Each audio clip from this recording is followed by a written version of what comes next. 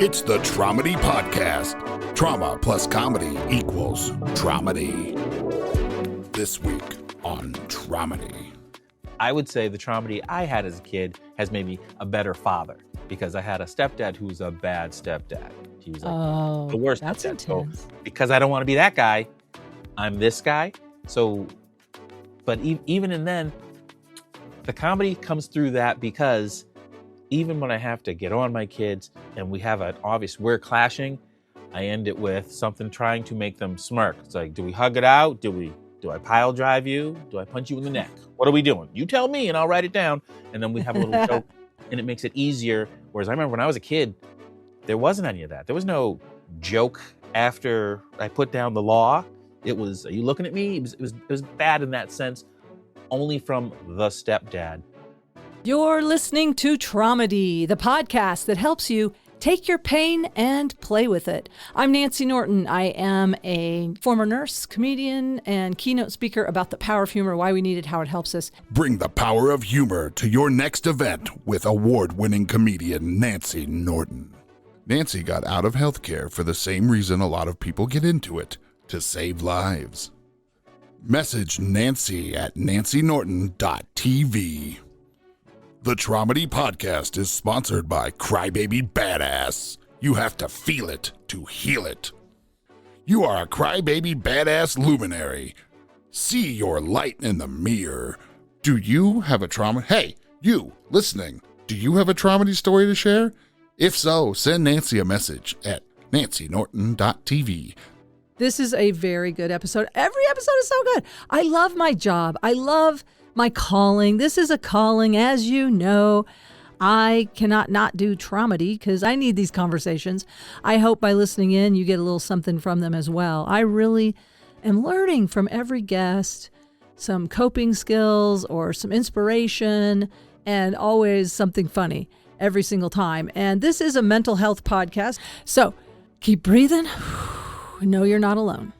If you want to find a comedy show or to connect with me, go to my website, nancynorton.tv. Everything is there. Enjoy this episode, and I will see you on the other side.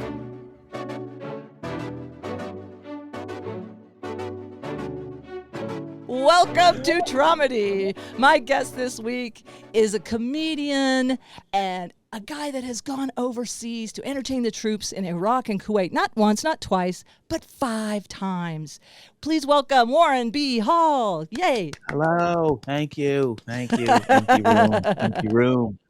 Good to be here. Thank you for joining me on short notice. I want to say you were one of those people who I kind of feel like is a friend of mine through another friend, even though this is our first conversation, but I always hear good things about you in such a way. I'm like, that's pretty cool. Or I'll see one of your clips and I'm like, that's pretty cool. Put that in my I'm going to steal jokes notebook right there. When I become a thief, I'm taking it. Oh, good luck. Good luck stealing old Nance jokes. I can't imagine that they would vibe. You're like, do you look a little like a cross between a lesbian and another lesbian? That's my new opener. Yes, you and I, let's give a little tip of the Traumedy hat, and a cheers, because she just got me this mug. Stephanie McHugh, everybody, a good friend. A wonderful person, beautiful human, wonderful comedian, and a good friend to Warren and a dear friend to both of us. True. To you, Steph.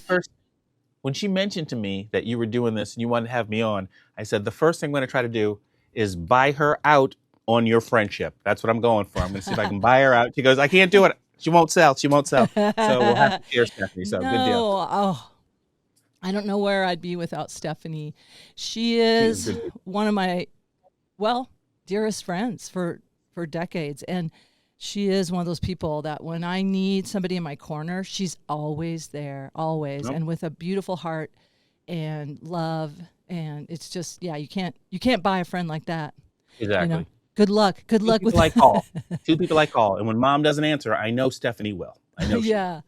Oh, so you have a good relationship with your mom? You call your mom? I remember the day that my wife said to me, do you call your mom every day? And I go, almost every day. But it worked out because my son's getting ready for school. He loves to see grandma. Grandma loves to see him, blah, blah, blah. They forget I'm in the room. So I would call her every morning when we were doing breakfast for him because it worked out for both of them. And they both loved it.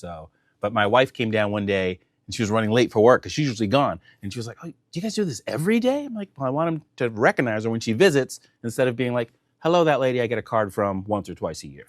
Oh, so she doesn't live near you. No, she lives in Florida, and we live outside Chicago.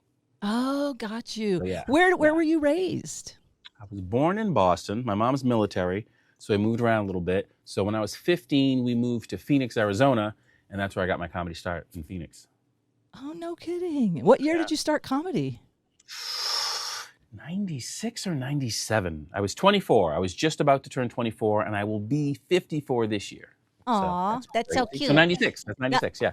Well, and that seems like so young to me. I remember my 24? 50s. 54.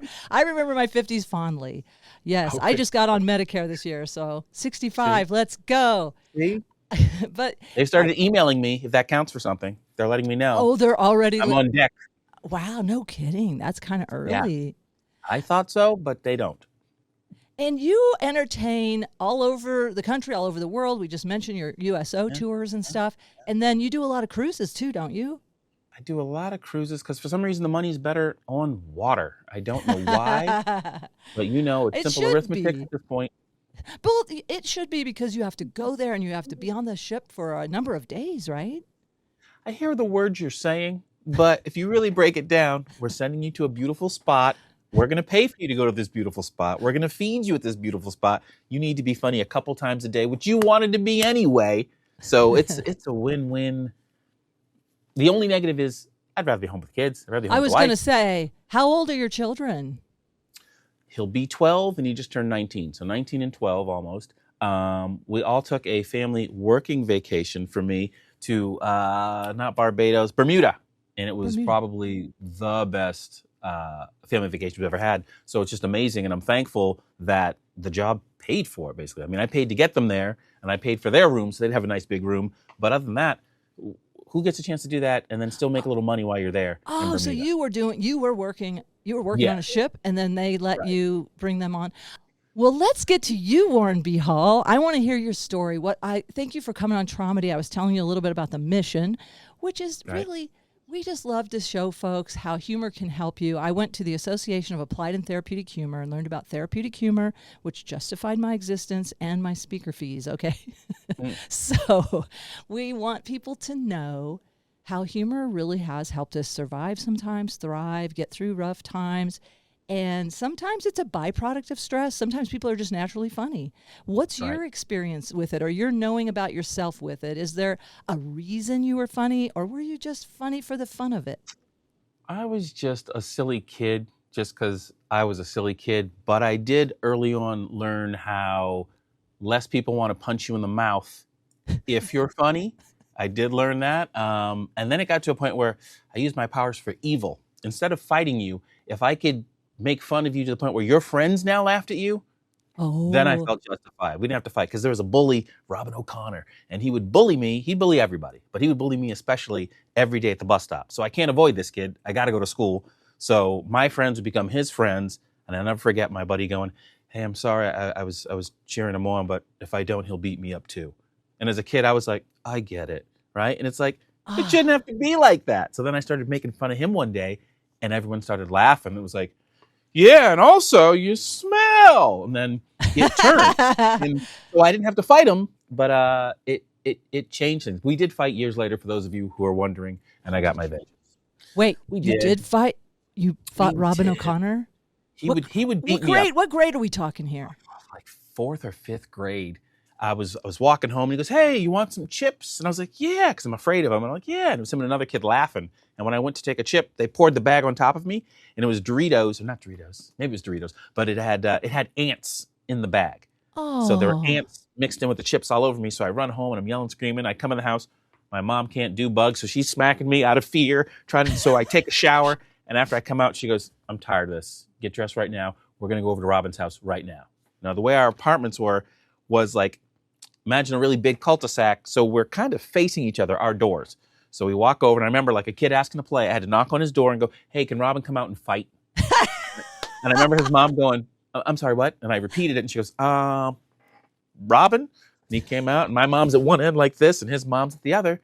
And that was the first time I stood up to him because usually I would run or whatever, and he'd grab me and swing me around. He was the heavyset kid. I was a super skinny kid, and he would, you know how you swing a kid around? He would do Yes. that and then let me go. Uh-huh. And on days where he felt Olympic, he'd chuck his hands would up first. Yeah, he would fling He would you. literally spin me around a couple times and then let go. So he'd build up momentum, and then I'd roll and whatnot. But this was the day I actually punched him, and we were fighting. And ever since then, it was different after that, you know? So then I relied more on comedy, not out of fear, but out of, hey, I'm funny. So that's my main where comedy helped me out story. I love that. And it's interesting that your mom took you over there. What role did she have in the military? She was a sergeant major when she got out. Oh, so she's a fighter. She's a fighter. I didn't respect the role she's trained. until I went overseas. Oh, yeah. Yeah. She's the guy who the captains, lieutenants, and the commanders go to and go, how are we really going to do this? You know, they get the rank, but she's the one they really go to figure out how stuff gets done. That was my mom. So, but I didn't know at the time. She literally told me, make that imaginary line in your head, and once he comes over the line, you just start swinging. So the whole time he's talking, I'm like, yeah, and then, yeah. I wish there was a video of that. Don't you kind of wish you could see it? Like, I do kind of wish I could see that. I remember being in a fight because I was a tomboy, and I thought, but no, not a good fighter. In fact, I remember one time reaching around somebody and just hitting them in the back. I was like giving them a nice massage. I'd want to see that video. You comfortable? You comfortable? That's funny. Write that down. See? Thanks for writing a line for me. See? That came really quick. You're fast. I love that. That's the role of comic I am, or friend I am with my other comics. Usually, like with Stephanie, she'll be saying a story. I'm like, you got to write that down, right? You know, that's hilarious. And she's like, oh, because you know how it is in the moment. You're just saying something, but then you're I guess that is funny. I'm the underline guy. I underline that. But and also, back, but you gave a nice line there. Are you comfortable? Are you comfortable? Right. It sounds like that Monty Python sketch. Poke 'em with the soft cushion. I don't remember that one. It was an old one. It was the Spanish Inquisition. Oh, okay, yeah. It was just from an album that I used to listen to before your time when we listened to albums. I came up on albums. Well, who was you? Yeah, did you? I remember that as a kid. My mom had Bill Cosby himself, and so we played that album all the time. So that was my first introduction to comedy. Wow. I have no idea what year that would have been. Oh, and this is I don't want to be a buzzkill, but now how do you deal with Bill Cosby? Do you separate the art from the man, or how do you deal with it? I'll tell you the bit I wrote, because it was true. It was like I went to a store and they were selling the best of Bill Cosby. I didn't go there for that, but they were selling the best of Bill Cosby, and I wanted to get it, but I didn't want them to judge me at the register, right? So I'm going kind of back and forth, and I'm like, you know what? I can go to a different Walmart. I'm gonna get it. So I get it, and now I have it. It's the best of Bill Cosby. It's one bottle, 30 pills. I don't know it. Is that the name of the album? No, it's one bottle, 30 pills. I hate that. No. I hate that I missed your joke. I'm sorry. I was like, is that the name? Oh, Nancy.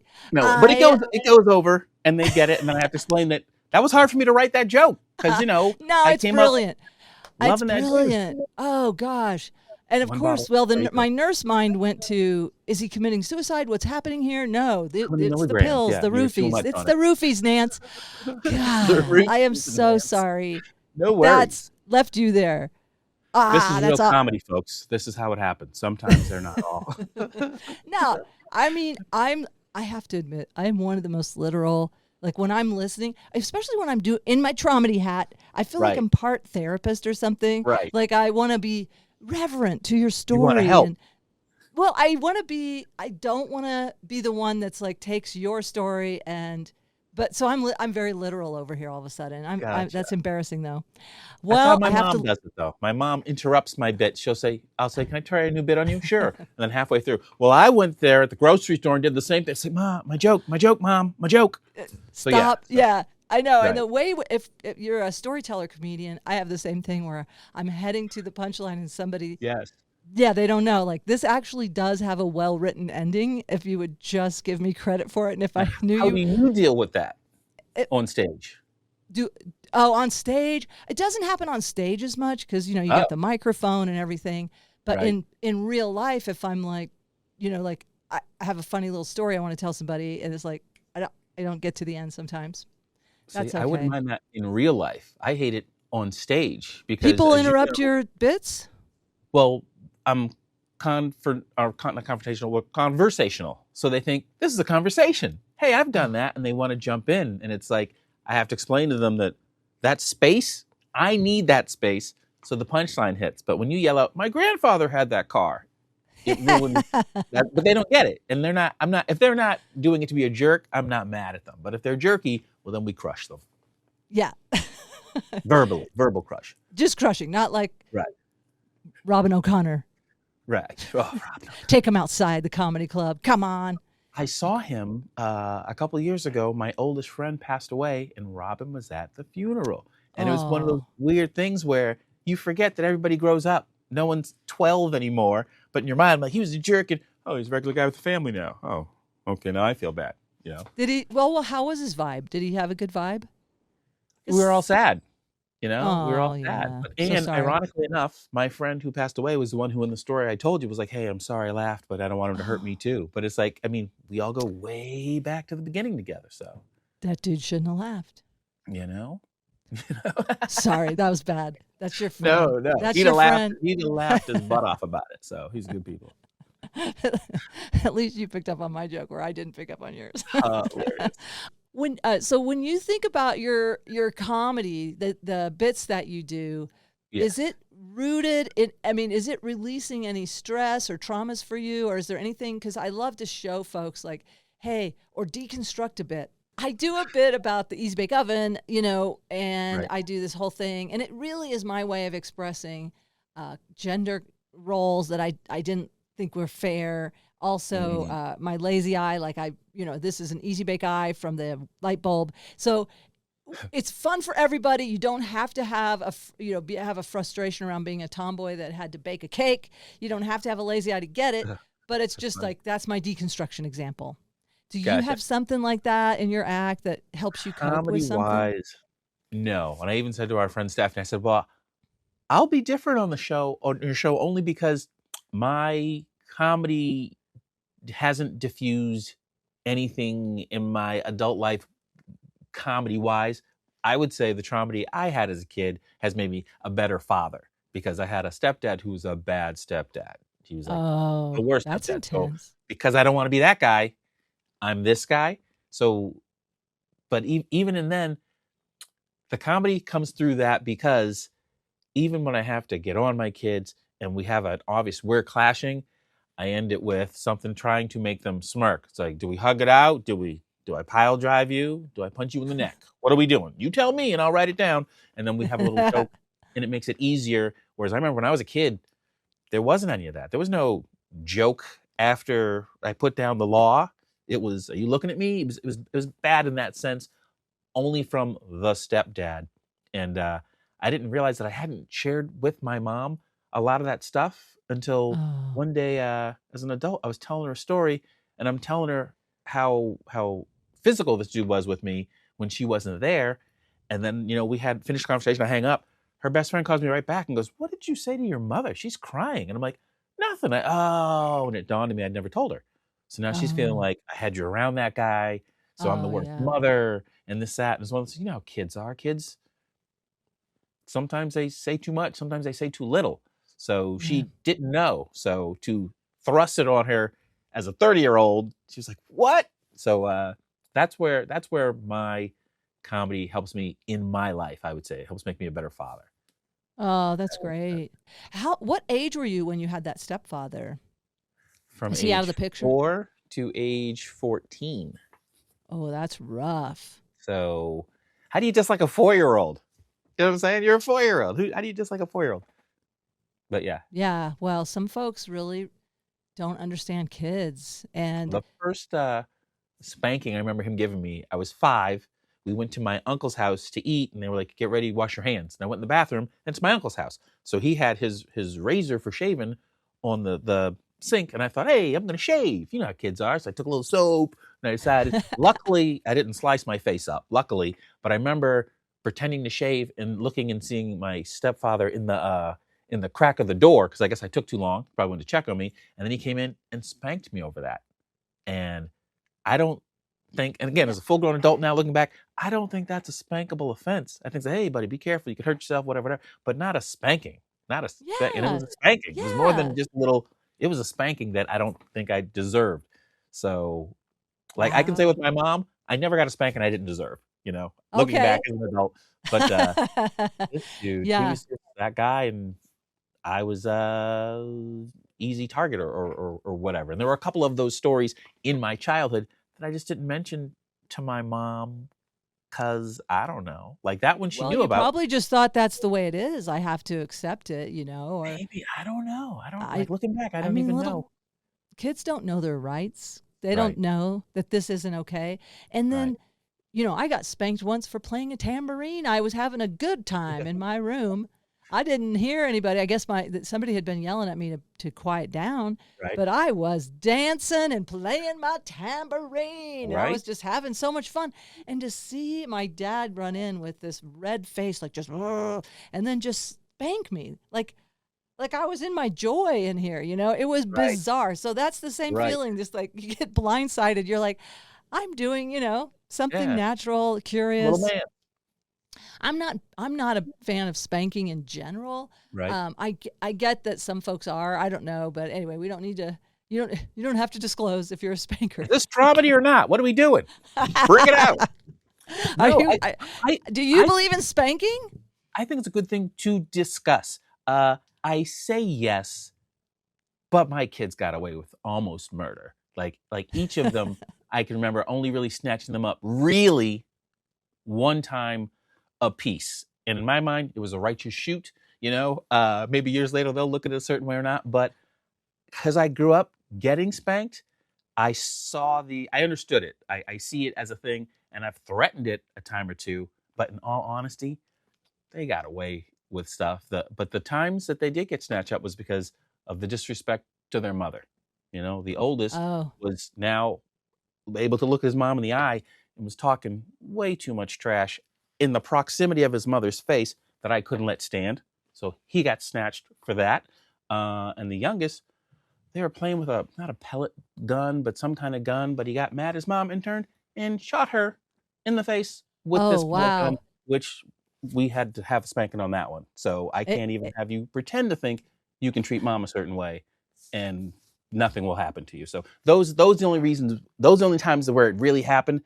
But I've acted like, what? Who wants spanking? And they got away with it. Well, I like those examples, actually, because I think we need more men like that who are like, we don't treat women, we don't treat women like this, and you're going to get natural consequences. Like you do this out in the wild, another man, I hope, will grab you up and say, I have to say, and sounds like,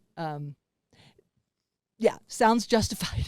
But what's funny? I mean, I was just going to say, I never spanked my son, but I think it shows. I mean, the guy, he does take, I am an enabler, and he does take advantage of me, and he knows it. And it's like, I have to admit, I have a sense of powerlessness here. All I have is, I maybe could turn off the Wi-Fi. I have no sense of like, there's no dude here that's going to defend my whatever. And I am kind of a tomboy, but he would never, he's not that disrespectful, honestly. I am proud of him. But, sorry. What were you saying? I was going to say, I think it's funny that I've always talked with people like, spanking, but no one's ever asked it in a way where I had to actually realize, I guess I really don't get spanked. For all the talking, I act like, spank a kid. And it's like, they really didn't get spanked. Yeah. So the way my father normally spanked us, that was an unusual day. And I don't know what happened outside of that room, but something. Oh. And honestly, I really think he thought I wasn't hearing him, because if I had heard him, I would have stopped, because he did give us a fair warning. He always said, stop that behavior, or on the count of 3, you're going to get a spanking. Oh. And he was very logical. It wasn't usually an emotional spanking. And usually it just worked because you knew he would follow through with it. Right. So, I guess of all the ways to spank, that felt, I don't know. I was just talking to a friend yesterday. I got spanked in middle school, from the shop teacher. And my friend was like, yeah, and I bet he made that paddle too. And shop class. It hurt. It had holes in it, Oh, yeah. So, I see it. oh, dude. Anyway, that, I don't know. I think that there are people that believe in spanking. I honestly am not good with any consequence for my son. That's some place I am in a recovery program for codependency, and that is something I have to work on, is like following through with a consequence. I'll tell him there's going to be a consequence, but then I'm unreliable. He doesn't believe me. So he learns that, right? Yeah. I'm hoping he is starting to mature. He's got a full-time job now. He's going to school full-time. So I'm like, okay, right. Maybe I didn't ruin him. I'm not sure. We'll see. Sounds like he's all right. Yeah. So far. Well, he made it 20. He made it 20. You said 21, 20? He's 21. You made it 20. You've done your job. Yeah, that's true. High five. Our kids are, You've done your job. Yes. We celebrate Alive at 5. That's the first one. And then it's because he's a daredevil. I don't know about your kids, but I mean, he loves doing catching air and on a bicycle and downhill skiing. Yeah, he's one of those that I have to put the angels on him. The oldest, I'm technically his stepdad. And what's a crazy repeat of life is I came into his life at 4. So I have those similarities of, I don't want this kid to ever look at me the way I felt and looked at this other guy. But on the other hand, as a man, my wife is loving the boys. I'm trying to raise young men. And there's a difference. And I'm trying to raise young black men, which is another level. Everybody's got their level of whatever you do. So I can't go in as soft as she goes in. So sometimes there's conflict between us on that, where it's like, you don't, you see this part of the picture and I see the rest of the picture and this, that, and the other. Yeah, ideally they need that input. I wish my son he has found male role models in his life, which is great. And so, but it's a different, I always look at, and again, I am kind of non-binary-ish, but in my family of origin, the women were all like, the nurturers and the men were the protectors, and also like the Republicans and the Democrats. And I'm in the middle, like, I'm independent or Green Party. But it does, it takes both. It takes both, I think, ideally. And speaking of men of color and black men, my son is an Asian man. He identifies as a man of color. And I mean, I did send him to Nepalese Heritage Camp, India, Nepal, and they did teach him, driving while brown, how not if you get pulled over, but when you get pulled over for being brown, how to respond so things don't escalate. And in this world right now, is there content in your material that helps kind of deal with that? Because you're on these cruise ships. I'm guessing there's multicultural folks attending your shows. And what's do you address race to at me all? Is I don't think of it as directly as that. I'm that guy where you go, here was the line. He clearly stepped over it. You saw him put his foot all the way over the line, but then he pulled it back just in time. So they tell you, don't talk about politics. And I've got a little political joke I sneak in there, but it's just enough to get my foot over to wake you up. But you really can't fill out a comment card because I didn't poke your side of the nose. I didn't poke that side of the nose. I did just enough in the middle that you would think I was talking about each other's side. So there's stuff like that to me, there's a joy in that. Can I get away with it? I'm from the Ozarks. Now I live in Boulder, and I'll tell them, I'm a hypocrite. I march for peace. I eat plant. I'm a vegetarian. But if the stuff goes down, I'll be hiding behind my brother's gun safe, eating a squirrel. And at the end of the day, I would like us to come together. I realize, of course, and people always mistake that as, well, you don't have a hard stance on this. Oh, no. I know exactly how I feel about this, but that's not why I'm talking to you. I'm talking to you trying to get us closer together, but don't think I love this or don't think I hate that. So ask me if you want to know specifically. But in comedy, it's an interesting game you have to play of, people always say, when you do a show here, do you do different jokes from when you do here? No. Oh, you don't? Okay. I think the magic is, can I get away with it both places? That to me means it's a good bit. That's true. Yes. I can get away with it both places. I do have bits that play everywhere, but I definitely lean into stuff, when I'm in downtown Denver versus Colorado Springs, which is, Right. very conservative, or on corporate gigs. But it sounds like you are really clear about your role because, some comedians, it's about them. And some of us are like, I am of service. I am here as an entertainer. I am here to lift all boats on the boat. I'm lifting all boats on the boat. Right. Is Right. that your motto? It's that combined with, this is the only boat. Jump on or sink. That's your choice. That's your choice. You can choose to sink. You can choose to jump in the boat. So that's on you. So I'm gonna let you make it. You have a wonderful vibe, like Thank you. like to bring, thank you for sharing it, because I do think it's so important to share a certain frequency, and I don't understand it metaphysically, but I believe in it. And I have seen people shift, and I do. And my joke is like, hey, look, I'm trying to bring this country back together again. It's not going well. It's not going well, but I'm trying. And so I just say that. I think just saying that out loud. And then occasionally I'll just drop that line of like, hey, I think if, because it is true. I'll go, my homeland in the Ozarks. And these people who we think we should hate, and I do believe all hate is propaganda, I mean, they would do anything for you. You're at the side of the road. You have a flat tire. They'll pull over and help you, no matter what your sexual orientation is. I mean, I don't know. But I've never had, like, on one-on-one, people have been kind to me. See? But it's this brainwashing that's in the mass media. A similar thing where I have to edit it way down on boats and a lot of times not do it on boats. But the basic of it is, hey, whoever you hate them for your own reason. Don't hate them because the television told you who to hate. Don't let the television tell you who to hate. And then I go through some stuff about our childhood, about back in the day. You remember, the news was the same. Channel 4, 5, 6, 7, 8, 9, it was the same story. Now it's like television's gotten to, well, what do you want to hear? We could say that. I don't want that news. I want you to tell me what happened. I'll figure out if it's a good thing or a bad thing. But don't put a thumb on the scale.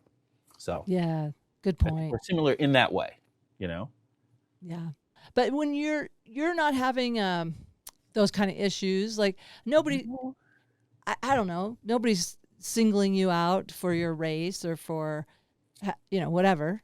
No, I don't think so. I have never felt that way, comedically speaking. Now, in regular life, sure, there are certain things where me and my friends, we were all about 14, 15. No, we were 16. I remember exactly when it was. We were 16. We left from a party. Nobody had a car, so we were walking home. And we're walking up this street, and this cop pulls up on us, and there's maybe 5 of us, and 2 cops.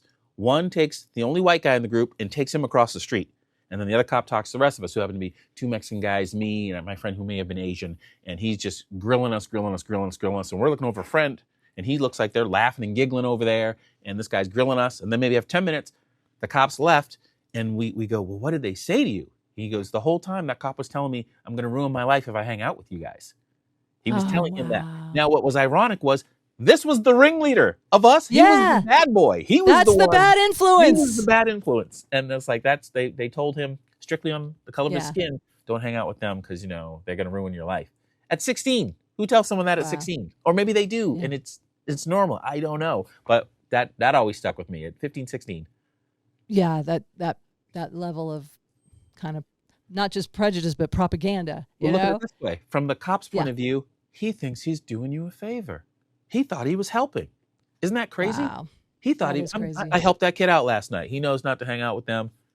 Yeah. So, yeah. And I'm embarrassed to say, like, when I asked that question, I caught myself, I got in my head a little bit out, and I was like, oh, Nance, really? I'm sure you haven't had any issues with people treating you differently because of your race in this country. Give me a break. Anyway, but you have this attitude. Oh, my little dogs decided to come in the room here. Stephanie helped me adopt this little dog. I was doing a fundraiser for. That sounds like Stephanie. So I was doing a fundraiser. She just showed up, and that she just had this feeling like, I think you're adopting a little dog, and we had been missing our dog. So anyway, he just came in the room here. Sorry, my ADHD's kicking in. No. But what I wanted to say back to that was, here you are. You've got this great attitude. You love bringing people together. You love making everybody laugh. Right. And how did you deal with that? When that happened, and in your heart, like that guy got it completely backwards, that police officer. Yeah. Completely backwards, knowing that you guys are over here wanting to do good in the world, and he was like, "Come on, get on my naughty bus," or whatever. I don't know. That was a dumb thing to say. Naughty bus. Who says that, Nancy? Hilarious. Okay, Made it but funnier. you know what I'm saying. But yeah, come on, you guys. Let's do something a little mischievous. Right. But he got it completely wrong. He got Yeah. you guys completely wrong. So how did you not get bitter? How did you not get angry? What brings you back to restore you to this high frequency and knowing yourself, and somebody saying a lie about you? For me personally, I think I realized early on, choosing your friends is a choice that you get, because your family's your family. Who you're related to, and they're going to judge you or not judge you in whatever way they're going to. But your friends, you chose them. So growing up, since we moved from Boston to a nicer white neighborhood, which now as an adult, I realized, that town was super racist. I would fight people because they'd make fun of my voice. It's like, oh, you're black, but you sound white. So the sound white thing, which I took it as, okay, that's like saying you're left-handed to me. It's a fact. Okay, what about it? And then they wanted more from it. It's like, oh, I was supposed to be mad about that. Oh, let's redo it. Hey. So it's like, I didn't understand, what was your point in saying what you said? It's factual. What do you mean by it? Then it's like, oh, you mean it as an insult. You don't mean it as, hey, that's a good thing, whatever. So now we have to fight over that to prove to you that just because I sound however you think I sound, I'm still who I am. So see how that doesn't even make sense to go, I'm sorry, you're fighting over Well, your who was voice? making fun of you? A white person or a black person? Both. That's just Both. it. Both were saying you black aren't people, matching what my You weren't expectation. black enough. Yes, exactly. Oh, And I get white people, of course, that. You're not us. So I'm glad that you clarified that, because I wasn't getting that out. I was in a middle island by myself, and it was my friends who were my friends who made me feel like, okay, I belong. So I wasn't black enough for this group. I wasn't not white enough for that group. So now where am I? So then I had friends of different races and different walks that looked at me as, you should look at me. Hey, he's funny, or hey, he's whatever. So, but I didn't know at the time that these were these categories that I had to, now I got to pretend to be in your group. I got to pretend to be I don't want to pretend to be in anybody's group. So yeah, so you never did the kind of code switching that we hear about where people. I'm sure I did. Oh, I'm sure I did. 'Cause I mean, I'm not dumb. I want to make it through the day, But yeah. Well, I mean, so- even me. I mean, I Ozark up a little bit on stage because it is my heritage, but it's also, I think, at the age when I was the funniest was probably, early, whatever, adolescence. Right. And so, my inner teenager, she's from the Ozarks, Right. and I gotta admit, it's funnier. I think my jokes play better when I've got a little twang. I gotta be You're gonna honest. love a twang, So yeah. I noticed that when I'm on doing bits, I kind of channel my inner teenager. Right. She's very gregarious, but I didn't know, like when we think about in therapy these days, they do parts work where you kind of recognize your inner parts, your inner child, your inner teenager, your inner critical parent, all that. Do you have a part of you that you feel like is your comedian self, like that when you clock in? Do you amp up the energy, or are you the same level on stage, off stage? I'm me, but on stage is the more me. That is the bigger Warren. Whereas people who know me, like my buddy, I don't know if you know Keith Bender, but he said he was telling someone a story. He goes, oh, Warren's so funny. And this girl goes, so nice. She goes, and so nice. But he will slap you in your mouth. He will slap you. So I'm that comic who, there's been places where I made the decision, I have to put my hands on you. We're at that point in the relationship or the situation, because they weren't relationships. They were in this situation where I gotta hit you in the mouth. Wait, who have you slapped in the mouth? I don't want to name names. Okay, but not females. Females. No, my goodness. No, I just wanted to give you a chance to say absolutely not females. It's a dude. See, that didn't even enter my mind that they might think. Well, because in the story you were telling, there was a woman saying he's so kind and he's so nice, he's so funny, he's so nice, but I will slap, No. I want to clarify. He didn't mean her specifically. I see it now. I hear what you're saying now. Whatnot. I just want to make sure you had the opportunity I've only had to handle dudes so far, but I'm equal opportunity. Have you taken some self-defense kind of stuff? I did. I took Tom. You look really like you work out. I mean, you got a hoodie on, but just change this. I know, but bigger. well, But did you? My son wants to take jujitsu. He did take Krav Maga Oh, as really? a younger guy. You're looking to be a 'cause he- mercenary. Okay. Well, he he actually was. He is studying to go into law enforcement, which was not my dream for him. But he Okay. wants to do it better. I mean, Right. truly, honestly, George Floyd changed his life. Like he Right. said, "Mom, I need to go in and make it better." And he actually got choked in the street by a man when he was 12 or 13, a grown man. See? And so he related to George Floyd, and there were people around that did not help him, adults. And that was the hard. That guy, he said, I think he was either mentally ill or coming off or some drug that he was just out of his mind. And that's when he said, I got to take Krav Maga. I got to be able to defend myself. Right. But then when George Floyd was murdered, he said, I have to go in and make it different. And I was like, honey, it's such a big fraternal order. And I try, as a mother, it's not my dream for him to be on any side of a gun, but it's a calling. And when somebody has a calling, and he's told me, Mom, don't even try. This is my calling. You got to show him the movie Serpico. Oh, okay. So I've never. Long story short, all he wanted to do was be a good cop, and he happened to be working with cops who weren't good cops, and they wanted him to do some of the bad stuff, and he wouldn't waver. He didn't want to do that. Well, now these other cops don't trust you because you won't do the bad stuff that they were doing, even though they weren't the worst cops, but they weren't good. So he just kept trying. The whole movie, he's just trying to get to a department where everybody's on the up and up, and everyone's doing what they're supposed to. And then I can't tell you anymore, but have him see the movie Serpico to show that. Spoiler alert. Okay. It is. I'll have him show. I will. I just did a show for the volunteers of the Boulder County Sheriff and met a detective there who wants to come over, and he goes, let me talk him out of it. So we'll see. You never know where roads take you. He's going to get certified as an EMT, and then, I went to nursing school. I became a nurse, and then here I am doing comedy. You never know. That's absolutely But there's true. a part of him that is compelled to go into law enforcement. What I always wonder. No, finish your statement. Finish statement. No, I was trying to remember where I interrupted your Hilarious. process. I was just going to say, with him wanting to do that, I always wonder if, in my mind, being an officer and like being someone in the political system, I think they all go in with the, I want to make the world better. I want to do good.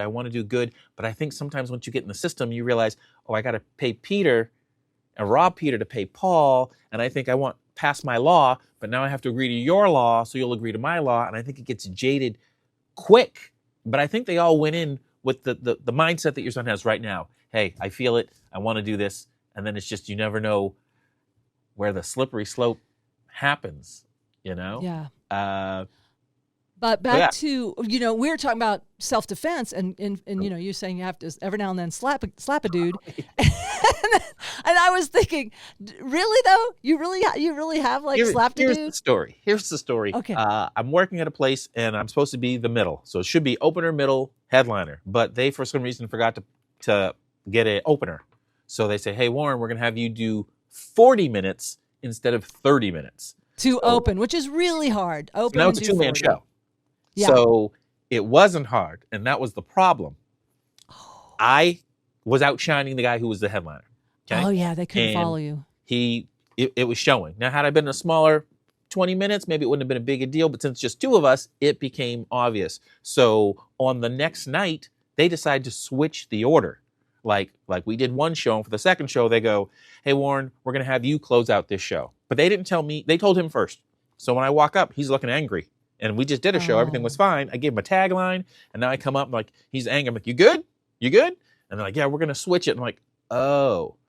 And here's the controversy. Some people go, well, you shouldn't have taken it. It's like, what are you talking about? This is what we work for. We work to outshine someone so they give you the opportunity. So I said, okay. This guy goes up and gives me the worst intro ever. He literally says, so yeah, this next guy, I mean, he's kind of funny. I don't know. I'm your real headliner. But wow. Anyway, and that's how he brings me up. So of course, that's crazy. You're hot in your head already because I did nothing to you. I've done nothing to you.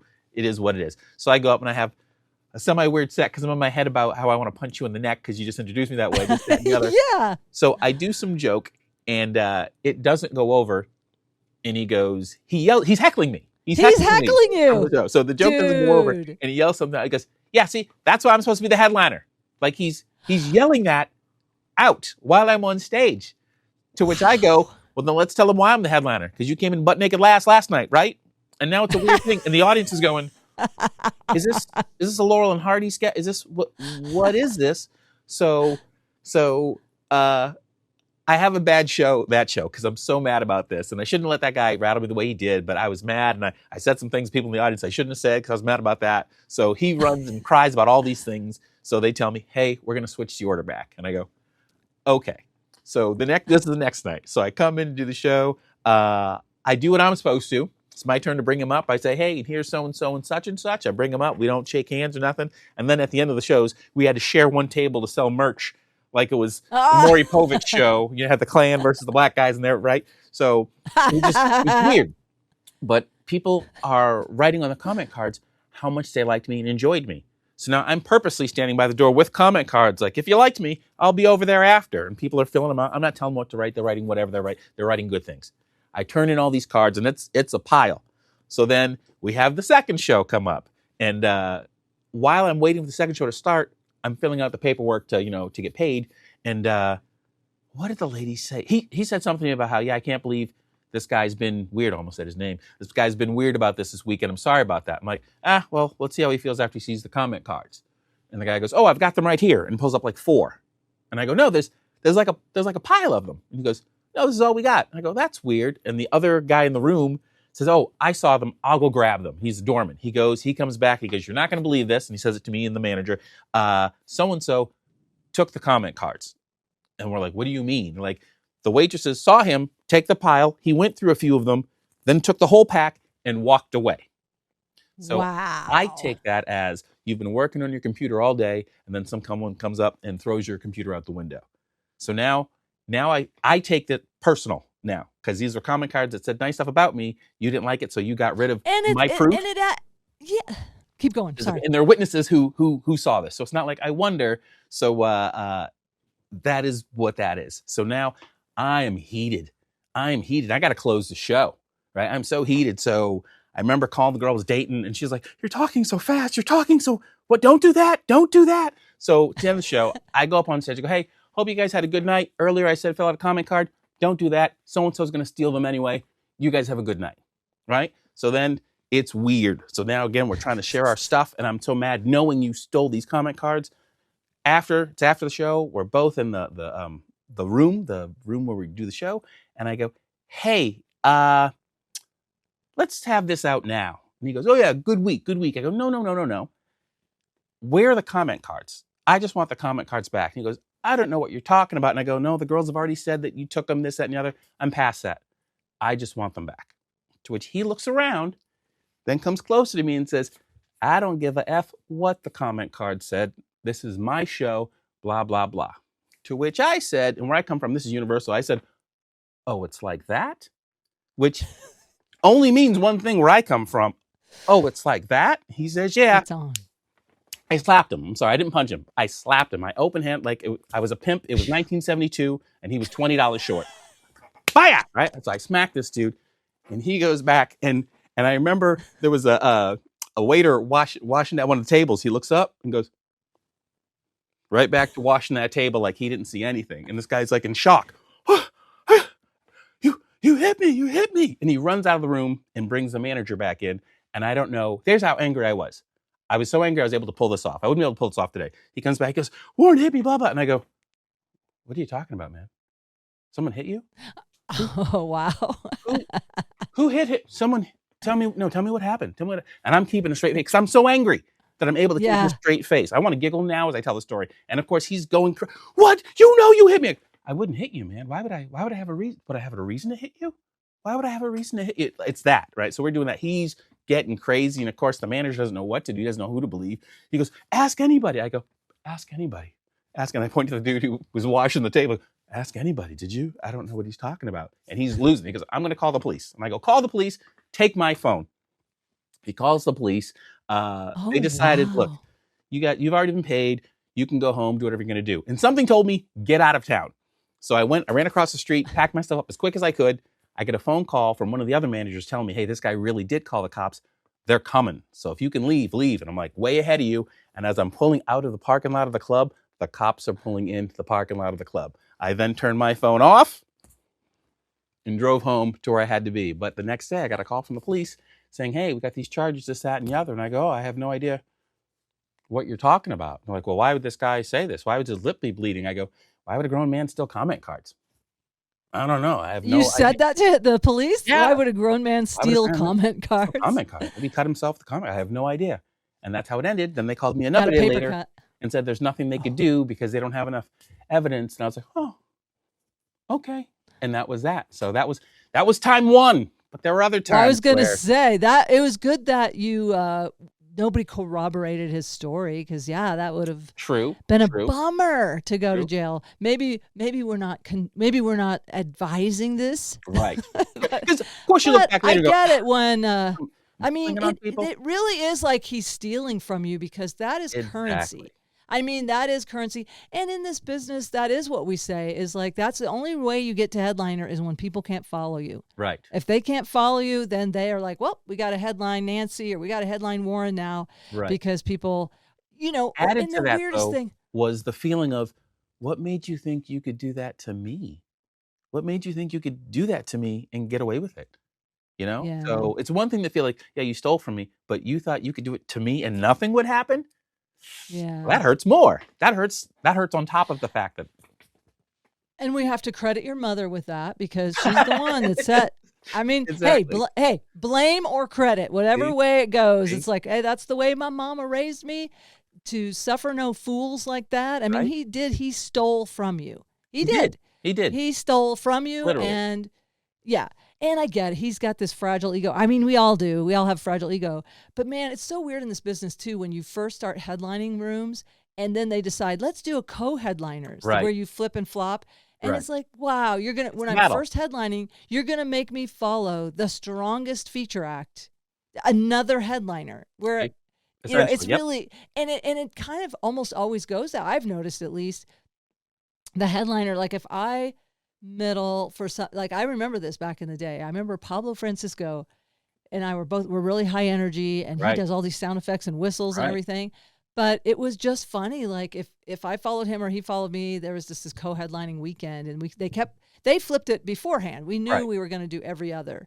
So it's just not a good plan. I would like to say that to any club owners. Don't co-headline people. They should know. If they're headliners, they're headliners. I don't know. I guess it's money for them. It's money for them. They're trying to save that money. Yeah, they are. They're like, we've got two headliners on the show. Yep, they knew. That's how they should have said it. Right. But again, did you want to tell? In this case, I was supposed to be the feature. There was supposed to be an opener, so I was never supposed to go any higher right there. So. Yeah. And that's pretty amazing too, when you have to, because back in the day when we used to do these triple runs and everything. Triple runs, give it to me. Dude, triple run. Yeah. The people who don't know, a triple run is spaced so far apart that you do show A, you don't really have time to sleep because you got to drive 7 hours to get to show B. It was crazy. We got to see a lot of beautiful open country though, up there in Montana, Idaho, Northern California, Washington. Yep. I mean, that's where I actually really, I have to admit, I really loved driving the 300 and 400 miles. I was one of those with my mountain bike, and then I'm a long distance runner. I would find these amazing trails. I felt so happy, and we were. I remember the first triple run I did. I did it with Susan Rice, who I love, who's just blowing up right now on Don't Tell. It's so cool to see it. 70 plus years, like to see her finally get her time in the flowers shine. Yeah, her due, because she's great comedian, but she was my first road comic, and I remember Tribble. It was my first gig, and he's like, "It pays $75. You're gonna drive from Denver to Salt Lake City, pick up Susan at the airport." It was an 8-hour drive. Yep. I was like, okay. Yep. I was so happy to do it. We're so happy to be doing comedy, aren't we? Correct. We just love it. Correct. We pay you to let us do it. I rode my motorcycle from Phoenix to that Montana run. So yeah. Did you really? I did. Had a katana. Wow, motorcycle. Yep. So, but isn't it cool? Like, you got to see these places you would never go. This is true. Yeah. This is true. When are you going to be there? There's a place. Did you, before we have closure, did you want to have another, did you want to share another time you slapped somebody, or is that enough?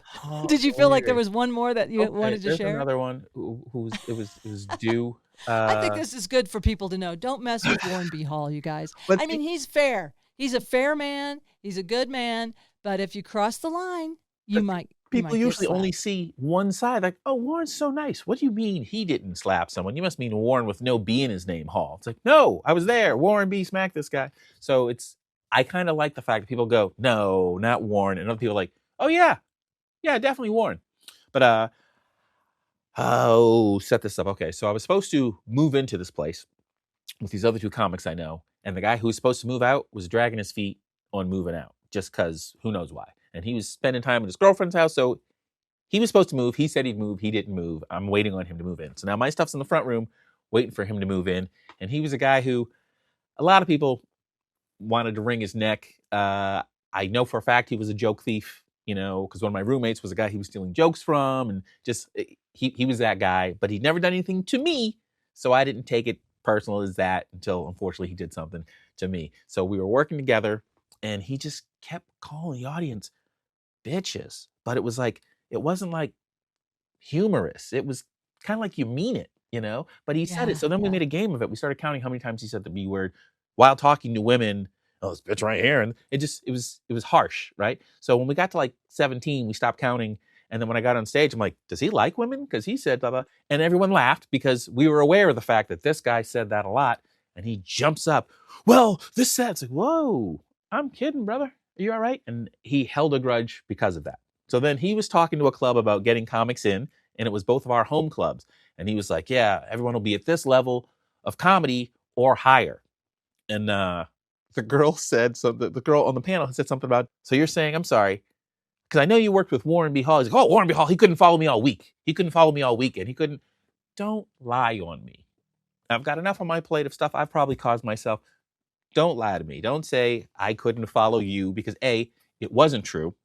B, you cried that one night. Just, it was weird to say. And he was like, you cried that one night. Exactly. But he was like, so he was downplaying that I shouldn't even be on the roster because this, that, and the other. He was so much higher. And it's like, you can think you're funnier than me. I don't care about that. But don't tell club owners I couldn't follow you when we both know that that wasn't true. Now you're taking food out of my mouth, right? Yeah. So I'm telling myself, I know all these things he's done to my friends, and I've never said anything for them. But for myself, I'm gonna let him know, don't do that. Don't do that with me. So where are we at? We're at a place where we're both working far from home, and I'm hearing stuff. He's still talking smack about me. I'm not happy with him. And then I get a call on New Year's Day from him going, hey, I heard you're playing so-and-so. I'm about an hour away. Could you bring me home? And I'm thinking, why the hell would I do anything for you? So I go, no, I don't think so. I'm sorry. I'm reversing the order. This happened before him saying Warren B. Hall thing couldn't follow me. Okay.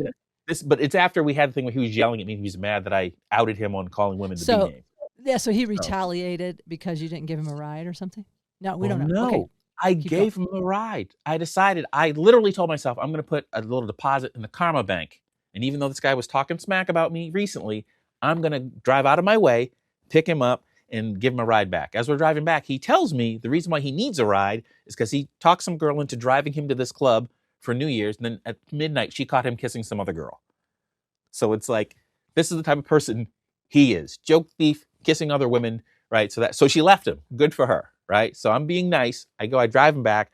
He says, and I'm thinking, if he says anything stupid, I'm going to drop him on the side of the road. And he's not saying anything. He goes, when we get back, I'll move my stuff out of that room so you can move in. I go, oh, I appreciate that. So I'm thinking, I've squashed this with him. This is great. The next week is when he went to a meeting talking about Warren B. Hall couldn't follow me and he'll be the lowest comedian. He shouldn't even be on the roster. So I'm thinking in my mind, should I even be on your list? I just did you a solid. I just drove you hours home when you were stranded. Why would you talk smack about me? That wasn't true on top of it. So after that, I'm like, okay, next time I see this guy, I'm going to tell him, keep my name out of your mouth. Please don't do that. So we're at this. They were having an audition for some kind of show for us to be on, like a Last Comic Standing type thing. And we're all in this packed little green room.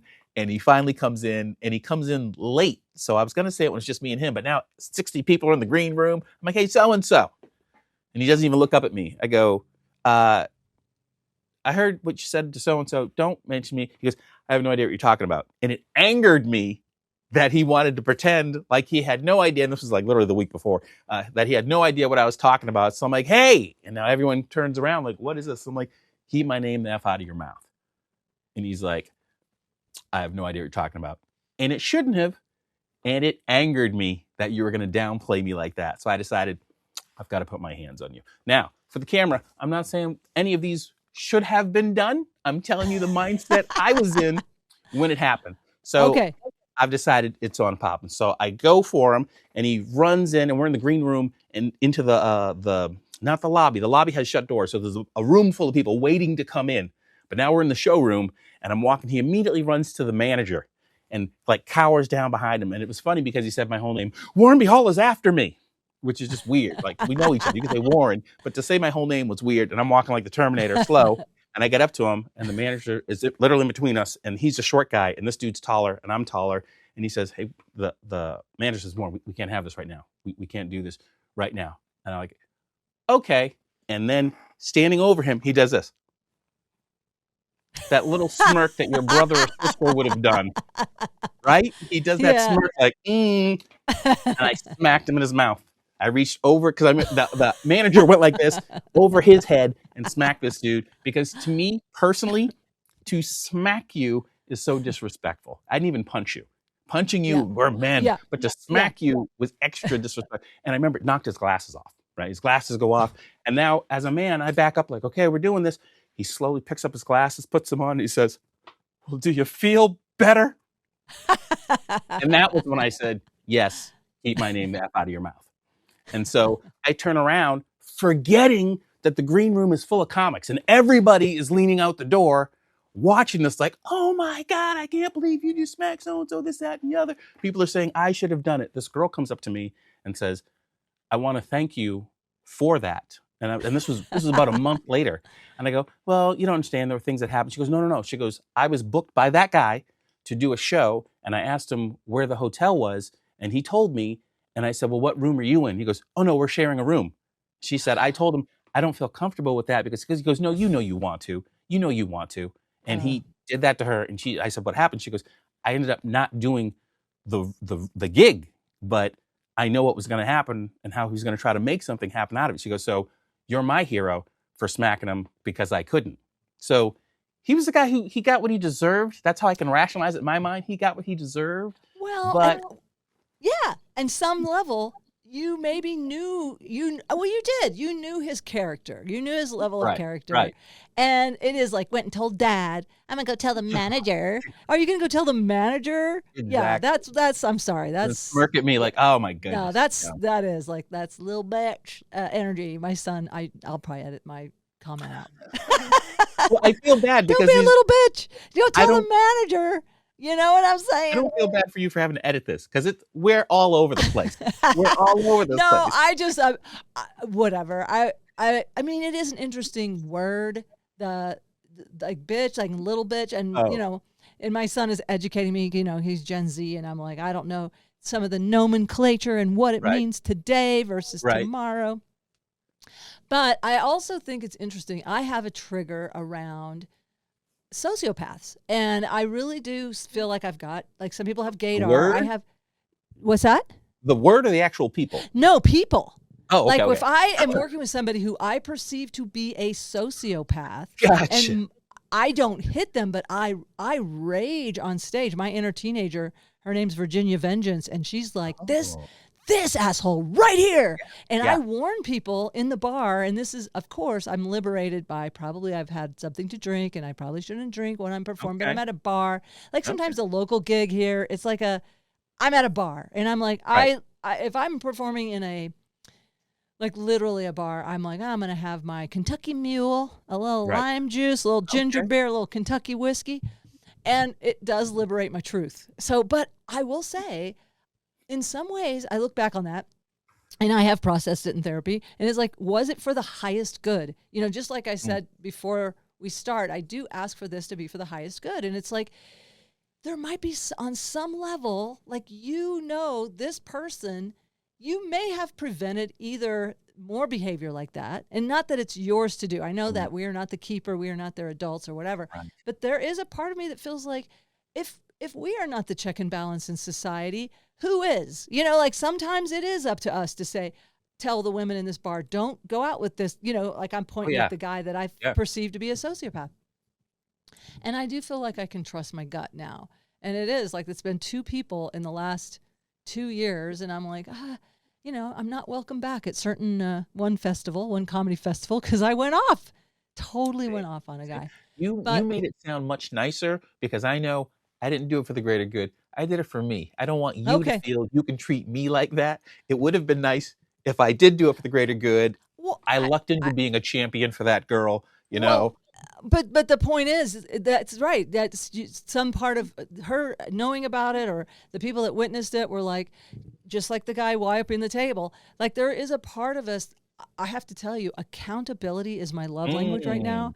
Some of the reels, my algorithm has a lot of folks that get their, what we used to say, comeuppance, you know? I like to see it. I like to see little assholes get their ass handed to them sometimes. I do. Well. It gives me some sense of comfort. It does comfort me, like, okay, maybe, things maybe will, I want equality more than anything in the world. I still don't know how we ever will get there. And maybe it is there. I don't know. But these billionaires and everything, it just bothers me. It's like, I would love to see, how do we ever get back to egalitarian? Like, I read a book once, and it said everybody gets 1 unit of self-worth. You cannot add to it. You can't take away from it. We're all equals. I would just love a world where we know that inside, And I think how I see that is, we want it to happen, but it's not going to happen until a certain amount of people die off. I'm not saying kill people. I'm saying until the old way of thinking truly dies. Because the problem is, the old way of thinking teaches the next generation, who teaches the next generation. Like, I've had things happen to me that I'll teach my son, like you said, driving while brown and things like that we have to pass on. Well, someone is teaching the other people, hey, if they're brown, you can hurt them. If they're brown, you can. So someone is teaching them that. I don't think you just go one day, I'm going to mess with the black guy. So I think it's taught the way what I know is taught, and the way what you know was taught to a degree. So how do you get rid of that? There's the real question. Yeah. Well, I don't have the answer. Go pray about it. Meditate on that. Well, there was a moment where you said you were her hero for slapping that guy. And then in closing, I just want to say, we were, when we first started, you had a Batman bat signal, symbol behind you, Batman symbol. You have a Batman chair. Yeah. And then I was like, you don't understand. Batman was my thing. Of course, my Batman was from the 60s. It was Adam West Batman. Yes. I just had this thing for Batman. Like, maybe I wanted him to rescue me. I don't know. But I have a lot of Bat memorabilia. What's your Bat history? How did you get into Batman? My Batman is Michael Keaton, 1989 Batman, because that, of course, is the Batman I came up on. And I absolutely loved him. But here's the secret that a lot of people don't know. I love the logo. The logo is what I thought was super cool. But people keep buying me Batman stuff. I like Batman. I love the logo more. So now it's become a thing of like literally, I'm going to show you this because you said you're into Batman. I brought over my Batman stuff. This is a trash can. These are all gifts that people have given me over time of different Batman stuff. But it's like, I've got the grappling hook replica that was sent to me as a gift. I've got countless action figures of Batman stuff. I've got a working Batarang that is actually a letter opener. You open letters with this. People think I'm joking and whatnot. I'm not. I have got the lunchbox. So if you want to have a little lunchbox thing, if you want soap, I've never put soap in this, but I've got the Batman soap. Oh, I love it. I love it. Literally have a tub full of Batman things. One year for Mardi Gras, this guy got me, these actually light up. It's a necklace. It's bat beads that I decided I'm never going to open up. You and I are old enough to remember Hez. I've got a Batman Hez. I was going to say, for those bat beads, I could show you my bat breast. So one time, no, seriously, one time I used to do activist theater, and I performed topless. Now, okay, it's hilarious because listen, you can't see my chest, and even if you could, you couldn't. I'm just saying, imagination, not endowed. But Oh, gotcha. but what it was I put the bat symbols over my nipples, Oh, yes. Yes.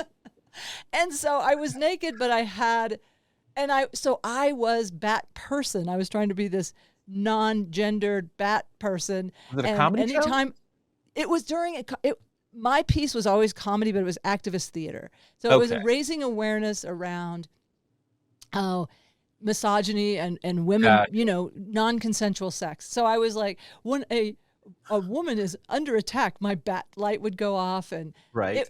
and people, but I was actually trying to do it sort of seriously, but because my bat breasts were jiggling, Bat bounce. Yeah. people were just laughing at the wrong places. Right. Yes. The bat bounce Anyway. will do that. I gotta find that video. That's probably on think VHS somewhere. Interesting when people. And I had the bat cowl on. I had the bat cowl, Oh, the one yeah, I yeah. had. Yeah. And That's- I was, wow. super kind of skinny. So in my mind's eye, I look like Batman, but when I Yeah. look at that video, it's hilarious. Yes. Breasts I once- always take us off topic. So even though you're trying to fight for this, the second we see breast as men, we're Yeah. whatever it is Well, you're yeah. saying, we're gonna nod to. Well, Well, sure, and then one time I went downtown Boulder. The Ku Klux Klan came to Boulder to hold a rally. So being an activist, I went downtown with my bat costume, and I had a big sign that said, "Quick, get the anti-racist bat spray." Nice. And I just was jumping around, Bam. spraying, Bop. and Boom. I got like on the front page of the Boulder Daily Camera. And they kept asking my name, and I go, "It's Bat Person. That person. I'm here to fight for justice."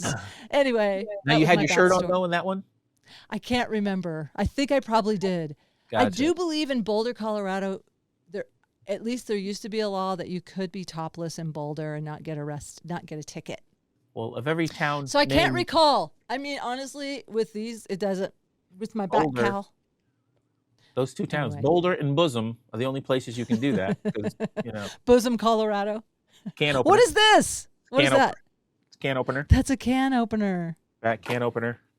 So It's a- this, yeah. tell me about this becoming your thing, though. What is it in you that's like, you're superhero because you love the logo. You just love the logo, but you love Michael the Keaton. logo. And now people just keep sending me things. They just keep sending me things now. So, Oh, that's really cool. people will watch this and they'll be like, "What? Look, Valentine's Day? Someone sent me." It's a trunk Do full you of do stuff. something? Who are the people? Are these friends? Are these fans? Who's sending this stuff to Well, you? they're friends now. Once you send it to me, how are we not friends after you sent this to me? I mean, now we're friends. Sometimes there are random people. Of course, people who know That's me so cool. do it. This was the prize. We went to a Dave and Buster's or something. It was the prize, and I can't remember if my niece or nephew had won it, and they immediately had to give it to me. Oh, that's so cool. So you're just but yeah. known. You're known as the Bat Guy. Everyone knows Batman. it now. Yeah. I think Do you do an impression? see the picture over here. My friend's daughter made me a dream catcher Wow. with the Batman on it. We got some Batman over here that was a gift from another friend. So yeah, there's a lot of now it. I know. You know, I've been thinking about passing on some of my bat. Maybe I'll send it to you. See, Some of my but bat I need to stuff. I need to officially make like shelving for all of it. But it's like Yeah, it's a a tote little- just full of You just need a full of curio. A Batarang. curio cabinet. Yeah. someone sent me, So this is a different Batarang than that first one I showed you. So there's a lot of stuff. That's really cool. Well, thank you, Warren, for sharing your bat collection. I appreciate it. I feel bad because I feel like we've probably I haven't seen how the show usually goes, but like I said, we just bonded is all we did for like however long this has been. We just bonded, and then I keep remembering, oh, she's taping this. This is for something that we're supposed to be doing.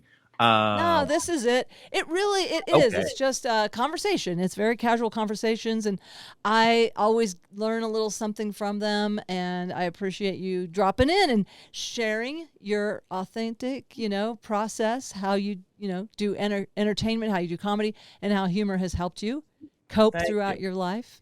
Yeah. And I'm glad that I find you funny because there's some people. Let's be honest. We've done a lot of podcasts where I'm here because you asked me to, but there's not a lot of people who you're on the podcast are like, oh, that's funny. Oh, that's funny. Because when I talked to you on the phone the other day, I said, oh, if I ever become a joke thief, that's the one I'm taking. So it's cool when you can look at someone and go, I love her bit about so and so and such and such. So that to me is how I know I like that person, if I remember bits that they do.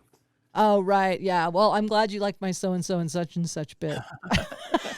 Great That's bit. my closer. That's my Someone closer, hilarious. dude. I know specifically what it was. One of them was the synchronizing the love play, but trying to be synchronize our spontaneous. crotches instead of Synchronized watches. crotches. And and the other one I saw So it was silly. weeks ago when I saw it, because your phones listen to you. So when me and Stephanie say your name, then your stuff will pop up in my feed Oh, after those dude. conversations. Like, Oh, that's kind of a curse. Sincerely. So I'm like, hey, we were just talking about Nancy Norton. Oh, I was just they're- talking about Nancy Norton. So yeah. Yeah, they're spying on us. That's cool. Yeah. Okay, everybody talk about Nancy Norton so that my algorithm Nancy picks Norton. up. Oh, how can people find your comedy? What's your Instagram, TikTok, and all that stuff? Thank you. Website, what I'd have have been you? so mad if I hadn't done it. I was like, we were having a good time.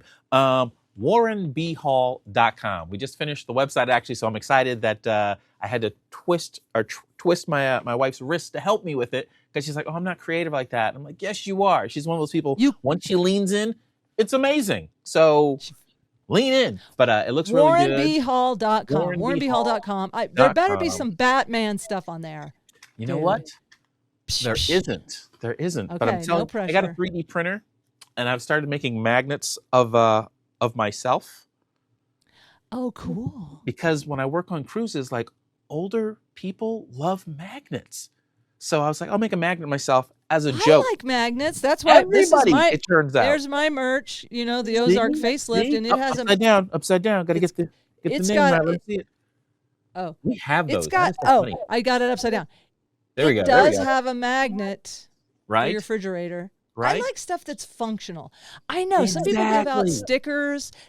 I'm like, I don't need a sticker, but I like a good magnet or a chip clip. You wear the T-shirt once, and then you never wear it again. Keep your chips fresh. Magnet. So of course, being me, I went bigger. I made a bigger one. Right? Why? I don't know. But I usually sell the smaller ones and some other things. But yes, at least go to the page so that my little thing says that I'm getting people to look at the page. WarrenBHall.com. WarrenBHall.com, and then everything else is there. They can find your videos. They can find your Instagram and all that. Stuff. Yep. Very cool. Well, so nice to meet you after hearing about you all these years from Stephanie McHugh. Right. So thanks for taking and thanks for taking this time on your Sunday. So I appreciate you.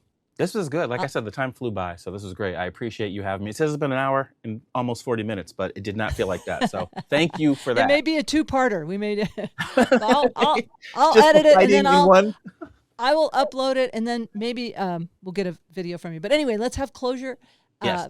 Maybe do a fish. I'm really bad about doing closure, so I got to. No. Thank you, Warren B. Thank you, Warren B. Hall. The B's for Batman. Perfect.